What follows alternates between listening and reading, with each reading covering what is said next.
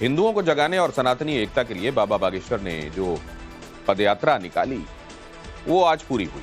9 दिनों में 160 किलोमीटर चलने के बाद बाबा ने पदयात्रा को ओरछा में विराम दिया, लेकिन उन्होंने आगे का प्लान भी बता दिया। बाबा बागेश्वर ने कहा है कि यह अभी शुरुआत है, आगे और बड़े जागरण की तैयारी है। बागेश्वर पीठ के धीरेन्द्र कृष्ण शास्त्री उन्होंने बताया कि हिंदू एकता की बड़ी मिसाल तो फरवरी में दुनिया देखेगी। हम आपको इस रिपोर्ट में बताएंगे कि जातियों को तोड़कर हिंदुओं को जोड़ने के लिए पंडित धीरेन्द्र शास्त्री का प्लान नेक्स्ट क्या है।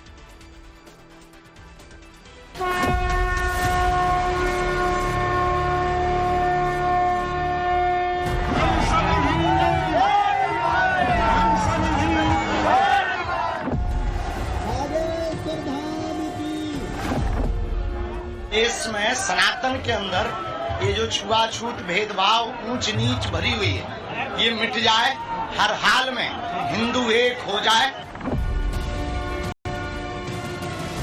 हम सब मंदिरों में जा जा करके हिंदुओं को एक करने के लिए, भेदभाव और छुआछूत को मिटाने के लिए हर शनिवार मंगलवार को सेवा करेंगे।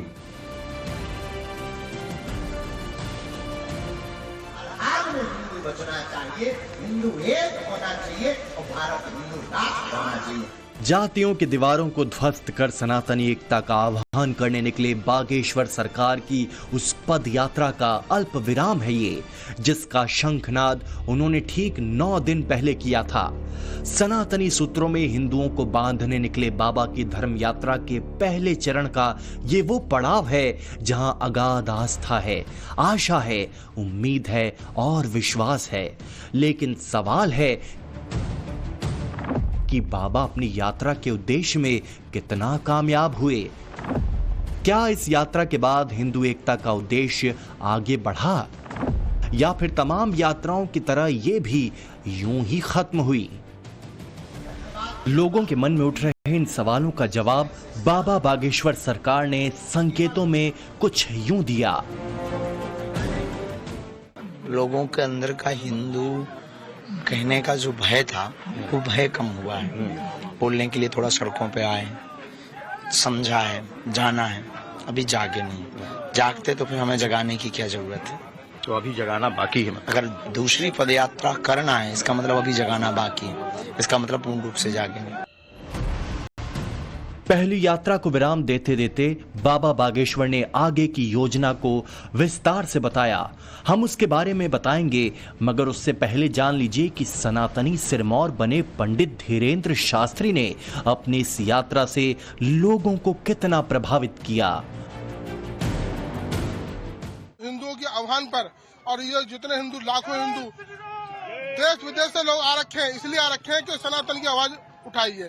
जात पात की करो विदाई, हिंदू हिंदू भाई भाई। हमारा आज की डेट का 2 साल 3 साल 4 साल का बच्चा, उसके मुंह से भी जय श्री राम निकल रहा है। इसको देखकर हम समझ गए कि बाबा की आवाज से सनातन जाग गया। ज्यादा असर पड़ रहा है। पूरे ये अखंड भारत में ये बात पहुंच चुकी है कि अब हिंदू जाग चुका है, संगठित हो चुका है और हम हिंदू राष्ट्र बनाने के अग्रसर हैं। भक्त जो कह रहे हैं, बाबा उसे आगे अखंड राष्ट्र स्तर तक विस्तार देने वाले हैं।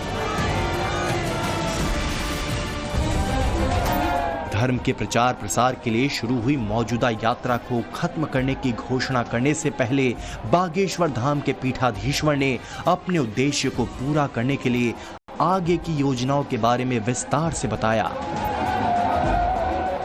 अगली पदयात्रा कब होगी? 2025 में निश्चित तय है। तब तक छोटी छोटी यात्राएं चलती रहेंगी, छोटे छोटे उपाय चलते रहेंगे सामाजिक समरसता के लिए।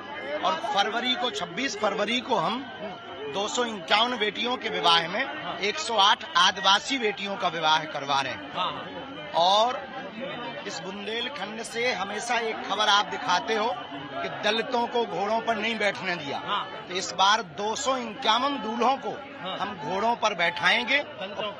दलित कोई है ही नहीं इस देश में, सब हिंदू हैं।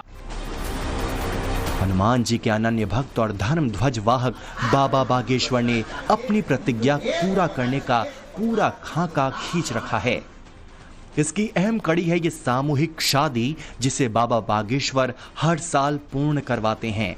जातियों को खारिज कर सनातनी शब्दों का इस्तेमाल करने वाले बाबा गैर हिंदुओं के पुरखों को हवाला दे रहे हैं, साथ ही पड़ोसी देशों के हिंदुओं की भी फिक्र कर रहे हैं। जितने भी हिंदुस्तान में रहते हैं सब हिंदू हैं, क्योंकि ये हिंदुओं का स्थान है। यहाँ रहने वाले मुसलमान भी कन्वर्टेड ही हिंदू हैं। उनके दादा के परदादा के दादा हिंदू ही निकले। हिंदुओं के वैश्विक एकता की बात करने वाले बाबा बागेश्वर ने अपनी यात्रा की शुरुआत अपने धाम से की थी। इस दौरान उनके समर्थन में बेहिसाब लोग आए। सड़कों पर उनके पीछे पीछे हिंदुओं की भीड़ चलने लगी। इस दौरान कुछ विघ्न हुए, कुछ बाधाएं आईं। बाबा के पैर में छाले पड़ गए। किसी ने फूल के साथ मोबाइल उछाल दिया बाबा पर, तो किसी विधर्मी ने बैनर पोस्टर दिखाकर उन्हें भटकाने का प्रयास किया। मगर बाबा बागेश्वर न तो डिगे, न थके, न विचलित हुए। अपने उद्देश्य की पूर्ति के लिए लगातार चलते रहे। इसी का परिणाम है कि इस सनातनी सिरमौर से उम्मीदें बेहिसाब बढ़ी हुई हैं। अखंड भारत बनाने के लिए ये यात्रा है। खूब लड़ी मर्दानी, वो तो झांसी वाली रानी थी। एक बुंदेलखंडी, वो महारानी ने किया था, लक्ष्मीबाई ने किया था। आज एक और बुंदेलखंड की धरती से समाज के जो बुंदेलखंड की धरती से खंड खंड नहीं बल्कि अब अखंड रहना है, क्योंकि ना बटेंगे ना बांटेंगे, ना कटेंगे ना काटेंगे। एक थे और एक रहेंगे तो सेफ रहेंगे। इस बात को देने के लिए आज हमारे बागेश्वर सरकार ने ये अभियान लिया है और ये आगे बढ़ेगा। 21 नवंबर को बागेश्वर धाम से अपने कुछ भक्तों के साथ निकले थे बाबा बागेश्वर। यात्रा का नाम रखा गया सनातन हिंदू एकता पद यात्रा। बागेश्वर धाम से लेकर ओरछा धाम तक पद यात्रा का रूट तय हुआ। 9 दिनों में 160 किलोमीटर तक सनातन हिंदू एकता पद यात्रा हुई। यात्रा में बाबा बागेश्वर रोजाना करीब 20 किलोमीटर पैदल चले। यात्रा के दौरान सभी जाति धर्म के लोगों से बाबा ने सीधा संवाद किया। पद यात्रा में लाखों की तादाद में सनातनी शामिल हुए। जिस तरह बाबा बागेश्वर के पीछे सनातनियों का हुजूम उमड़ पड़ा, उससे लोगों का यकीन बेहिसाब बढ़ा है। यहाँ तक कि नेताओं को भी लगने लगा है कि बाबा की एकता यात्रा अहम कड़ी साबित होगी सनातनी एकजुटता में। युवाओं का इस यात्रा से जुड़ना ये परिणाम है बागेश्वर धाम का, और जो उनका दायित्व है उस दृष्टि से उन्हें जो अभियान छेड़ा है उनके लिए मैं नमन करता हूं और भविष्य की शुभकामनाएं देता हूं। प्रहलाद पटेल के अलावा बाबा बागेश्वर की इस यात्रा में कई जानी मानी हस्तियों ने शिरकत की थी। मसलन फिल्म स्टार संजय दत्त, भाजपा नेता मनोज तिवारी, रघुराज प्रताप सिंह उर्फ राजा भैया, मध्य प्रदेश सरकार के कई मंत्री, छत्तीसगढ़ के उप मुख्यमंत्री विजय शर्मा, बीजेपी विधायक टी राजा, किन्नर महामंडलेश्वर हिमांगी सखी समेत कई हस्तियां कड़ी बनी बाबा के इस एकता यात्रा में। यही वजह है कि आम लोगों को भी लग रहा है कि बाबा जिस यात्रा में निकले थे उसमें वो सफल रहे हैं।